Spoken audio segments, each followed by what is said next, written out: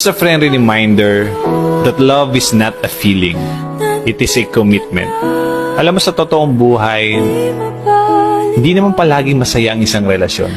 Dadaan at dadaan kayo sa maraming problema, maraming pagsubok, maraming misunderstanding, tampuhan, away, at haharap kayo sa buhay na hindi naman madali. Kakaroon kayo ng sawaan, mawawala yung excitement, yung spark. Kasi nasanay naman talaga kayo sa isa't isa. Pero alam mo, sana ang huwag mawala sa inyo is piliin yung mahalin yung isa't isa. Na sana kahit anong pagdaanan yung pagsubok, andyan kayo para sa isa't isa. Lagi niyong pinipiling tulungan, palagan, at mahalin yung isa't isa.